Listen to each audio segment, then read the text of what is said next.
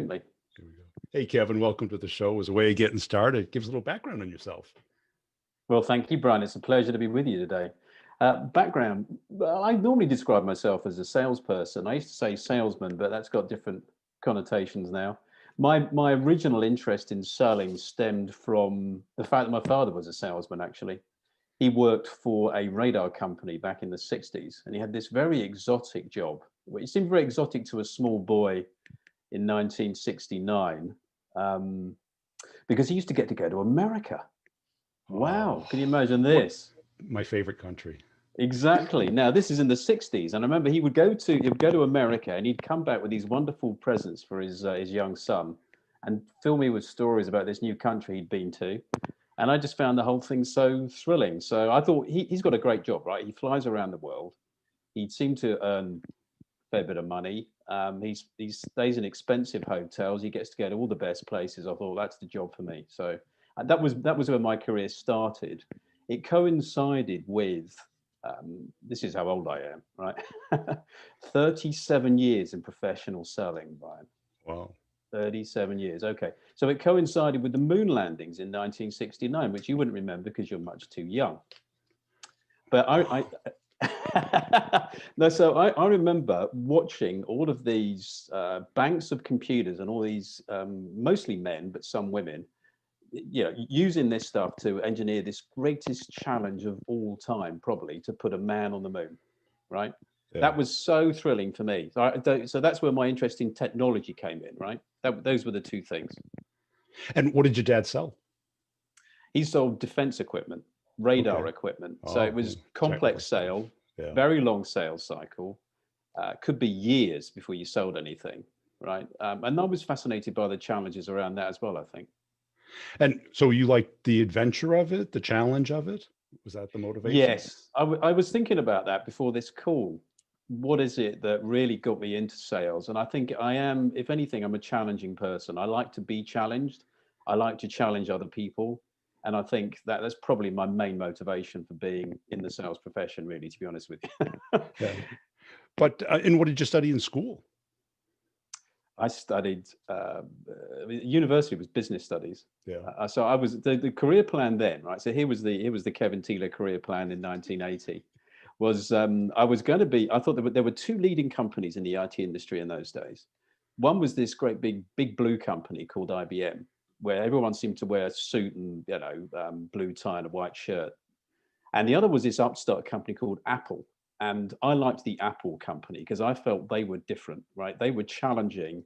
They seemed to be exciting. They seemed to be new. So that was my plan. I really would have wanted to have joined Apple. I got as far as joining one of their dealers, a reseller partner actually. And so that was my first experience of the technology sector. That was back in 84, I guess, Yeah. 85. And what were some of the major epiphanies that you had through your career? I'm sure you kind of learned a lot along the way. I have. Yeah, I think, yeah. Well, I think there were some classics that we all get from our old sales bosses, right? One of my bosses said to me, if you're on time for a meeting, you're 5 minutes late, Yeah. right? I love that because you'll remember the actor Laurence Olivier, Yeah. I heard Sir of him. Laurence Olivier, Yeah. Lord Olivier, right? My grandparents told me. Yeah. Well, he said the secret to acting was, you know what he said the secret to acting was, Brian? Showing up. Yeah, he said here because someone asked him. They said, Lord Olivier, as he was then, how have you been so successful over such a long period of time? What's your secret? Right, and he said, it's turning up on time, knowing your lines, and not bumping into the furniture.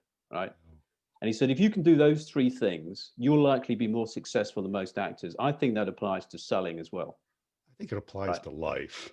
it You know, does. It I does. can't tell Yeah. you the simple basic things. And everybody, oh, I know, I know. It's not knowing, it's No. doing. Yeah, completely, absolutely. So that was a big realization, right? That actually selling didn't have to be the most complicated thing in the world. The second big realization was that although I've always been very good at talking, I always underestimated the benefits of listening, right? And that actually no one's really interested in you, but we're all interested in us, right? Yeah. fundamentally, the sad thing about human nature is the one person that we care about more than anybody is us. So if you can learn to understand other people, listen to them and see what they need, there's another big step forward in the sales process, I'd say. The last big epiphany, well, no, not the last big epiphany, but when I moved into sales management, which happened for me quite early, I was young, I was arrogant, I was overconfident. One of the much more mature sales guys, I was 27, he was 40. I thought he was ancient, right? When I was 27.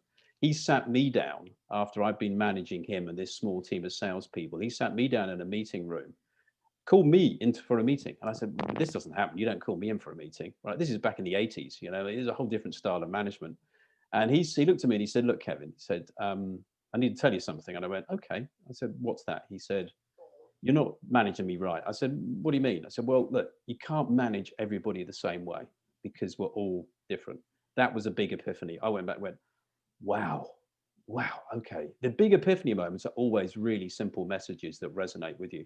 And I've tried to apply that process to leading and managing teams ever since. And it's called coaching, right? So basically, training is a very generic thing, has its benefits in terms of getting skills into a workforce, into a sales team. But if you want to get individual performance, you need to coach people, and that's understanding what's unique about them. That was a big epiphany moment.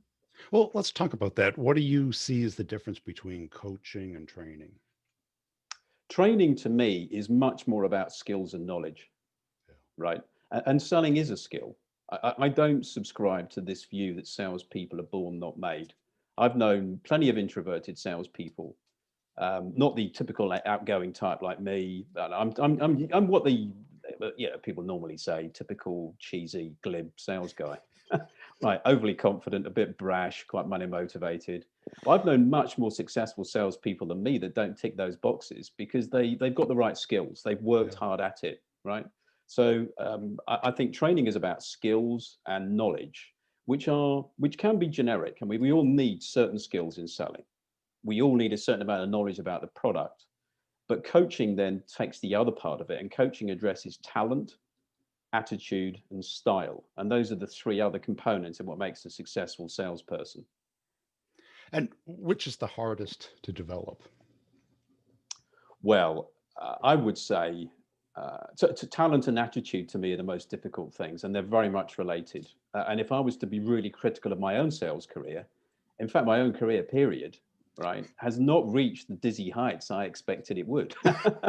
Right? I didn't end up becoming the CEO at Apple or the head of sales at Apple or any of those things, right? I mean, I got to a level of leadership which satisfied me to a degree, but the reason I'm still doing this is because I'm now coaching other people that are going to get higher than I am. So I think it was attitude that held me back. Frankly, I think if there's one thing I would change about my career and about my approach to selling and sales management and sales leadership, it would be to have a better attitude than I had. And can you characterize that? What was suboptimal about it? Yeah, it's interesting. See, I'm a real competitive person, right? Now you know that salespeople tend to have that trait. Yeah. But I was a frustrated sports person. So because at school I was badly asthmatic as a child, so I couldn't compete on the sports field, even though I wanted to. And I think if I had, I think I would have learned much more about what it means to be in a team and have an attitude where we all win together. Yeah. So it took me quite a long time in business to learn what I probably could have learned in a couple of years on a school playing field. And I think we know that it's harder to change your mental processes later in life anyway. So I've come late to the party, right? That's my view. So you were kind of like a lone wolf, sharp elbows. A little bit.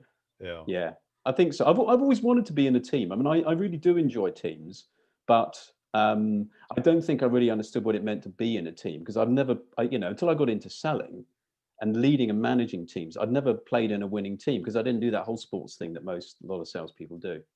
Yeah, because that is it seems very consistent. Yeah. There's some kind of team act, and it doesn't have to be sports. It could be drama, debating, something where they're relying on each other and the whole is greater than the individual. Exactly. Yes. And I really value that now. And I think I would have valued it more when I was younger if I'd had the opportunity to experience it. But most, mavericks or lone wolves stay in as individual contributors Hmm. and just go for the money. Why didn't you do that? I think because what I saw in I think the answer to that question is I got exposed to managing teams very early in my career. Yeah. I'm not quite sure why that happened. I probably wasn't even the best person to do it. You so often see successful salespeople get transitioned into management roles much too soon. But it happened to me quite early. So I'd only been really selling for 4 or 5 years, and I had a team of 6 people. And I wasn't really doing a great job with them, actually, in many ways, I don't think, because I wasn't very mature in my outlook. But I did notice I was able to help some people to really progress their careers. And that's something I've had more enjoyment from than anything in my career, actually. Just I could think of half a dozen people that I've hired that have gone on to great success in their roles. And I've had enormous pleasure out of that, enormous satisfaction in helping them to whatever degree. Because I think this one of the saddest things in life, Brian. I don't know what your thoughts are about this, but in my view, one of the saddest things in life is to see people that don't get anywhere close to fulfilling their potential, Yeah. right? Because we've all got enormous potential as human beings, and then you see, so some people just leave a yawning gap between what they're capable of. I don't think personally I've left a yawning gap, but I definitely haven't got lived up to my own expectations. That's a bit. Which is, but but the clock's still going and the race is still running, and I'm still in it. And if you look at what happened in America over the weekend, and I'm going to make any comments about either of those presidential candidates, but the youngest one of them was 74, right? It's And those crazy, guys isn't it? are, well, but I think it's great. I'll tell you why I think it's great. Because people ask me, why do people carry on doing those jobs and striving for high office and achievement at that age? And there's only one reason. And that one reason is because they love it, right? It's passion that keeps you going as you get older. So the reason I'm still plugging away at this business at my advanced age of 60, which would make me a spring chicken in that presidential race, is because I love it. I love the thrill. I love the chase. I love the competition. But more than anything, I've always wanted to be a key player in a winning team. Yeah. I heard a famous quote, and I forget the exact wording, but it was like, the ultimate nightmare is to be faced with the person that you could have become. Oh wow. Yeah. Yeah. And, Yeah. and when you Yeah, I like that. Yeah. and when you think about that, that really says, oh, well, which means that you're capable of it, and you chose not to do it. I like that, but let me phrase that another way. Something else I heard which really resonated with me, which is the person that you think you are, right? Or the person that you want to be is the person that you really are, right? The person that you want to be is the person that you really are. Yeah. And I think that's our challenge in life is to be, and I suppose in the end, the race is long and really with yourself, right? I think that's from the sunscreen record. So that's not original Kevin Teeler copyright, but it's really true. Do you know that song by Baz Luhrmann? Everybody needs sunscreen. It's the valedictory address at a graduation ceremony in America, and it's basic rules for life, right? Yeah. And one of those rules is one of the rules is everybody needs sunscreen, right? But the other one is the race is long and always with yourself. And I think that's absolutely true. And that's what I'm doing. So my race is long, and I've been lucky enough to have a fascinating career over 30, nearly 40 years now, and mostly, 37 years in the IT industry, watching all the change that's gone on there. But I'm still trying to be the best that I can be. And now my mission is really to be the best at helping other people to be the best they can be. Because I'm not going to be the fastest guy on the pitch. I'm not going to make the touchdown probably anymore, but I can help the quarterback to be that person now. And you get to work on the fun parts. Yeah. Because, when somebody works for you, they're not coming to you for feedback. Correct. When you have a client, they're paying to get your feedback. Oh yeah, I do like that actually. That is, yeah, it is great, isn't it? It's a very different. Yeah, it is. They may not like it, but they're there. Well, they're almost. I find when you charge people decent money for coaching, leaders typically the sort of people I work with, mostly leaders, usually sales leaders in the technology sector is my kind of target market. they're more inclined to listen to you when they know how they're paying you a decent bit of money for it, right? Okay, yeah, I'm paying for this. I better have it. I better listen to it and benefit from it. Yeah, and I think it's turning into a bigger and bigger market because I'm talking to a lot of CROs and even CEOs, and the board or their executive team is just go do it. Mm. So they don't even have to, it's not their money anymore, which has its issues. But Yes. people are recognizing the value of being able to talk to somebody about their skill set, their attitude, and their talent. Yeah. And how to become better. Mm-hmm. They are, yeah. I think typically in America, you lead the way in a number of things, right? This is one of the things you lead the way Pretty much in. the whole world, yeah. But you know, you definitely, coaching is a concept that has been established on the playing field for, you know, a sports field for many years, right? And it came into business probably 20 years ago in a big way. And usually you coached. There was a problem on the board. There was someone that had to be turned around. They were a bit of a pain in the backside. So it tended to be a negative kind of connotation towards it, but that's really changing now. And I think serious professional business leaders are realizing that they need some kind of, and even if it's just a feedback, you know, just a wall to bounce things off. Yes. It's really helpful. And I've certainly benefited from it. In fact, another one of my motivations for doing this is that I never really had a mentor in my business career. And I think that's partly because I was, you know, I was a bit of an ass. I don't think I would have listened to anybody else for half of my career. But I know that if I had found that person, and I did have managers that really did try hard to coach me when I look back. But I probably wasn't very receptive.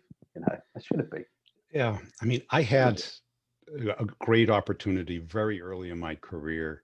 I had just got into large enterprise sales, and my manager would travel to our office, and we would hang out at the office at night and then go to dinner together.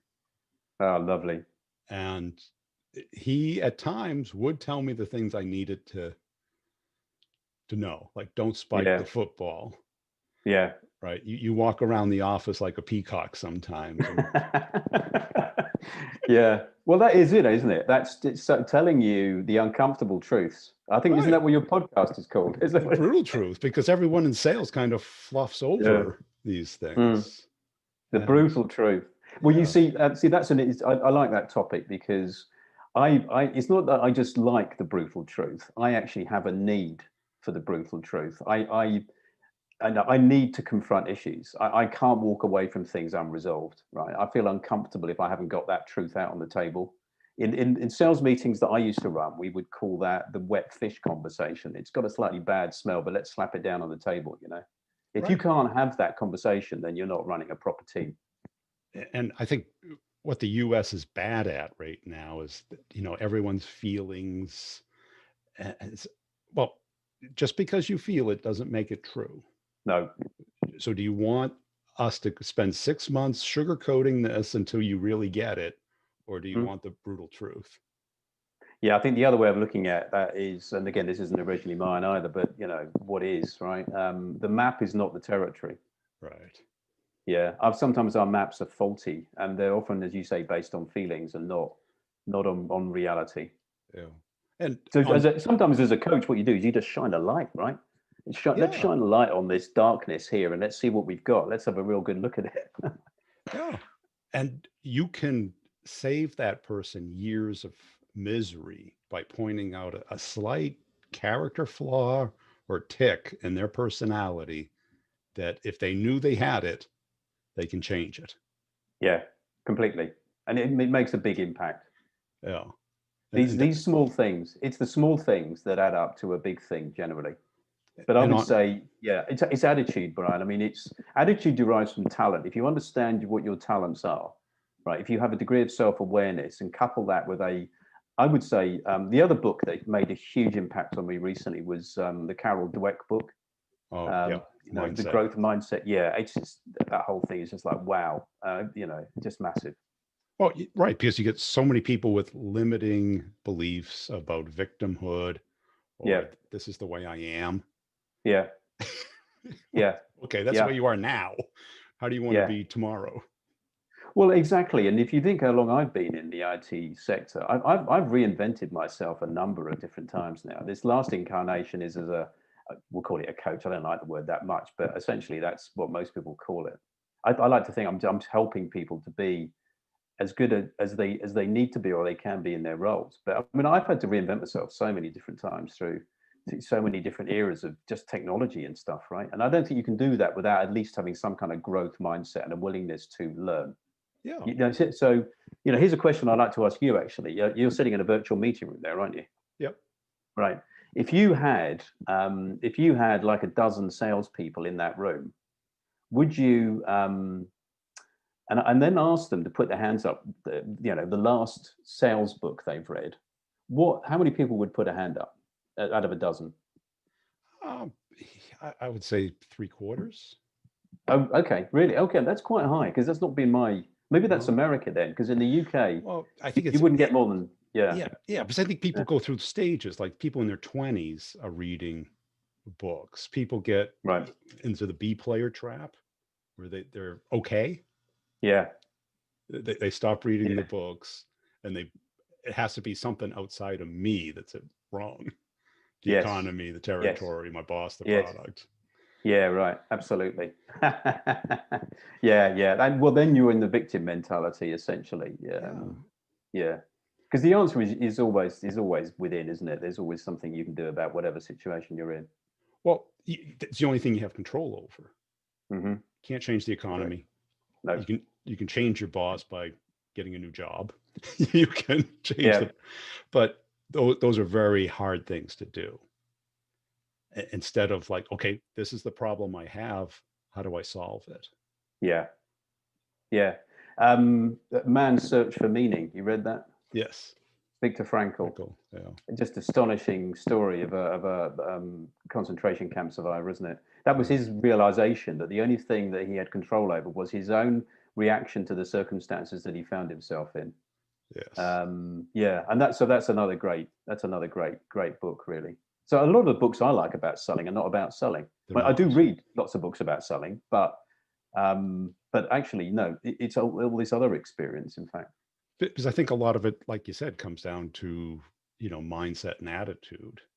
Yeah, Talent's the only thing that a sales book is going to change. yeah, Right. yeah, yeah, And honestly, the sales books that are out there are written by people who haven't sold. yeah. So, That's true. and Yeah. they tend to focus on, okay, that way's wrong, this way's right. Hmm. And it's like, and sales is by far the most complex profession out there Yeah. because you're dealing with people. Yeah, completely. Well, see, that's an interesting topic in itself. I mean, as you say, most sales books don't talk about psychology, Right. right? I know there's a little bit in the Sandler sales about transactional analysis, which looks at people's different mental states, all that kind of stuff, which is really interesting. But most books don't go into that. So, but you're dealing with people who've all got different attitudes, concerns, issues. Right. And I think that's what's fascinating about selling for me. It's that aspect of it. Yeah. And what is the most common thing you see when you with your clients? The most common thing I see with my clients, I think, the higher up in an organization you get, and most of my work has been coaching leaders, sales leaders, it becomes increasingly lonely. And actually, they have fewer and fewer people as they get higher up that they can really talk to. Yeah. One of the things I love, by the way, I'm accredited as a Gallup certified strengths coach. Have you heard of the Strengths Finder assessment? Yes. And one of their questions that Gallup asks when they're assessing kind of organizational health of companies, they've got a survey which asks you, do you have a best friend at work? Right? It sounds a bit cheesy, but what that means is there somebody you can go to who's not in your team, who's not your boss, who's someone you trust within the company just to kick stuff around? And I'd say with leaders that's a real problem for them. They very rarely have that person. You can't go down to your subordinates and say, I'm concerned about this. You may have trouble getting up to your boss because he thinks you should know the answer anyway. Right. So having an external source of reference that you can go to and say, I'm just this kind of, yeah, I'd say that's one of the big things. Most leaders, because they're at the top of a company with very few other people to speak to, it can be quite a lonely place to be. And because there's a lot of noise on social about this right now, because to raise the money, they have to have big plans. Yeah. And then who has to fulfill those plans? Yeah, exactly. Right. It's right. It's the leader, isn't it? At the end of the day. Yeah. And so they're going to hire people. Oh, and we don't want to spend a lot of money on people, but we'll hire a lot of entry level people. And then it turns into a training nightmare. Yeah. Well, that never works, does it? I mean, just getting a bunch of new guys in, I think there's a whole topic there around most companies spend a whole bunch of money trying to get the best people in the company, but then they spend very little in trying to get the best out of the people they've got. Yeah. Yeah, and they think they can just churn them. But then you've got that gap from the time, okay, that person you decided failed. Now I'm going to get a new person. It's going to take, 3 months from the time you decide that to that time that person's even somewhat functional. Yes, completely. And yeah, absolutely. Well, because there's a ramp at the end of the day. Yeah, and there's a transition, and you hope you made the right decision. Yep, completely. Yeah. And what characteristic of the leaders have you found between the people who are going to make it and the people who aren't? I think the people that make it, generally speaking, have that growth mindset more than anything else, that they're continually learning, right? They're never the finished article. I always want to get better. I'm not this kind of arrogant, puffed up person that knows everything. So I think that's probably the main thing. And a really good sense of self-awareness. What makes me special? Where can I really contribute? That's where the StrengthsFinder assessment comes in, that it gives you an audit of what makes you great, what your talents are. And you combine that with a winning attitude and a continual desire to compete at the highest level. And because it is tough. I mean, this technology sales business is constantly changing. There's enormous pressures on people in that business. So yeah, resilience more than anything, I guess. And I think if I proved anything, I've got longevity, right? So there must be something about me where I'm quite a resilient person. And have you dealt with somebody who just wasn't going to make it? Oh yeah, loads of times. Yeah, sadly, yes. I mean, completely. I've had to lay off people in my career. I've had to let people go. Sometimes because of economic factors, but sometimes because they weren't the right people. And I think, you have to, then you failed you have to recognize that you failed because you've either hired the wrong person or you've not supported that person properly. I mean, so at some point you failed. And I think generally speaking, the time to recognize that is as soon as it happens, right? Yeah. As soon as you can. And the longer you delay and you go, I'll just give that person a bit more time. She seems like a nice person. I'm sure she'll make it. Not really. It probably won't happen. Just make the decision. You're only delaying the inevitable. It's not helping anybody. Good salespeople don't always fit in one company to the next. That they need to be in the right environment, right position. Yeah, completely. And the classic one is hunters and farmers, isn't it? Where you've got someone and actually farming in big tech companies is a very important role. That sort of senior level account especially management. Today in the SaaS space, right? The renewals. Yeah, absolutely. That's farming. Yeah, hey, I've always been a hunter. I'm more of that kind of person, but that's my background. Cool. Appreciate your time today, Kevin. Where can people go to connect and follow you? Well, as my wife says, there's only one Kevin Teeler. So if you look for me on LinkedIn, yeah, I think there are about 20 actually, but there's only one in the UK. At least in her life. Exactly. So go and find the one Kevin Teeler in the UK. It's Thiele for those people listening.